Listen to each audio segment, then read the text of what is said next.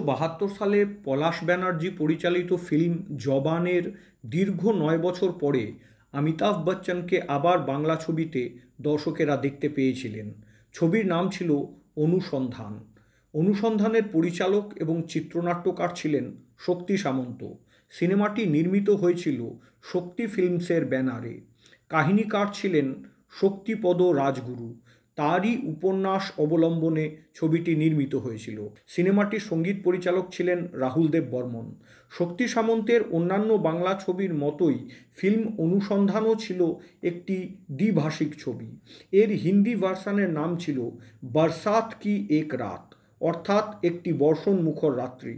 ছবিটি ছিল একটি রোমান্টিক থ্রিলার। जिंदगी की इतनी बड़ी नियामत खोने के बाद भी आपने अपने जीवन में कभी अंधेरा नहीं आने दिया, हंसी खुशी सब कुछ अपना लिया। ফিল্ম অনুসন্ধান মুক্তি পেয়েছিল 1981 সালের 20 ফেব্রুয়ারি, কিন্তু সিনেমাটির মহরত হয়েছিল 1977 সালের নভেম্বর মাসে।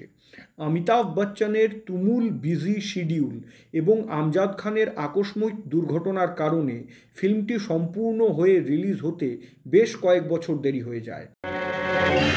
कालीराम और उसका बाप सारे धंधे खुलेआम करते हैं। सारी बस्ती को आग लगा दे, तू काली को पहचानता नहीं। অনুসন্ধান ছবির সম্পূর্ণ আউটডোর শুটিং হয়েছিল পশ্চিমবঙ্গের দার্জিলিং জেলায়। 80-র দশকের শুরুর দিকে যে সময়ে অনুসন্ধান রিলিজ হয়, সেই সময় অমিতাভ বচ্চন এবং আমজাদ খানের জুটি ছিল বক্স অফিস সাফল্যের অব্যর্থ রসায়ন। 1981 সালে অনুসন্ধান ছাড়াও অমিতাভ আমজাদ জুটির লাওয়ারিস, ইয়ারানা, কালিয়া এবং নসিব এই আরও 4টি ছবি মুক্তি পেয়েছিল এবং বাণিজ্যের নিরিখে এই 4টি ছবিই ছিল সুপারহিট। আমজাদ খানের যে দুর্ঘটনার কারণে অনুসন্ধান ছবির শুটিং শুরু হতে বেশ কিছুটা দেরি হয়ে গেছিল, সেই ফিল্মটির নাম ছিল দ্য গ্রেট গ্যাম্বলার এবং কাকতালীয়ভাবে এই সিনেমাটিরও নির্মাতা এবং নির্দেশক ছিলেন শক্তি সামন্ত। ফিল্ম অনুসন্ধানে অ্যাকশন থাকলেও এই সিনেমার রোমান্টিক দৃশ্যগুলো ছিল আরও বেশি মনোমুগ্ধকর। গৌরী প্রসন্ন মজুমদারের কথায় এবং রাহুল দেব বর্মনের সুরে এই সিনেমার প্রত্যেকটি গান শ্রোতাদের মনের মাঝে আজও চির সবুজ হয়ে থেকে গেছে। সিনেমাতে অমিতাভ বচ্চনের বিপরীতে নায়িকা হয়েছিলেন রাখি গুলজার।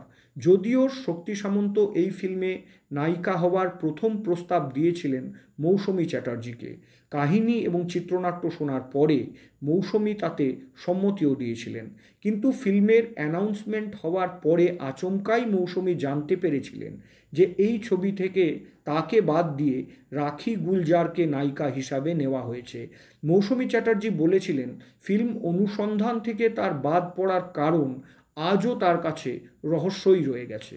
এই বিষয়ে ইন্ডাস্ট্রিতে একটা কথা শোনা যায় যে অমিতাভ জয়া ভাদুরীর আপত্তিতেই নাকি অনুসন্ধান থেকে মৌসুমী চ্যাটার্জিকে বাদ দেওয়া হয়েছিল। যদিও স্বয়ং জয়া ভাদুরী এই অভিযোগের সত্যতা অস্বীকার করেছিলেন, কিন্তু এটাও আবার সত্য যে 70-এর দশকের মাঝামাঝি বাসু চ্যাটার্জি পরিচালিত মঞ্জিল এবং একটি সাসপেন্স ক্রাইম থ্রিলার বেনাম ছাড়া অমিতাভ বচ্চন আর কখনোই মৌসুমী চ্যাটার্জির সাথে স্ক্রিন শেয়ার করেননি। लेकिन मुझे पूरी उम्मीद है सर कि मैं बदमाशों को जरूर ढूंढ निकालूंगा। ফিল্ম অনুসন্ধান বা বরসাত কি এক রাতের মুখ্য ভূমিকায় অভিনয় করেছিলেন অমিতাভ বচ্চন, রাখি গুলজার, উৎপল দত্ত, অভি ভট্টাচার্য, প্রেমা নারায়ণ, সুজিত কুমার এবং আমজাদ খান। আমজাদ খান সহ এই সিনেমায় অভিনয় করা বলিউডের সমস্ত শিল্পী নিজেরাই নিজেদের কণ্ঠস্বর বাংলায় ডাবিং করেছিলেন। এই ছবিতে অসাধারণ অভিনয় করেছিলেন উৎপল দত্ত। তার সাথে অমিতাভ বচ্চনের যুগলবন্দি ছিল দেখার মতো। वैसे तुम करते क्या? वही जो आप करते हैं, उधर का माल इधर और इधर का माल उधर। जरा होशियार रहिए। হিন্দি বরসাত কি এক রাত আশানুরূপ সাফল্য না পেলেও বাংলা ভার্সন অনুসন্ধান আয়ের নিরিখে বক্স অফিসের সমস্ত রেকর্ড ভেঙে দিয়ে একটি ব্লকবাস্টার মুভি প্রমাণিত হয়েছিল।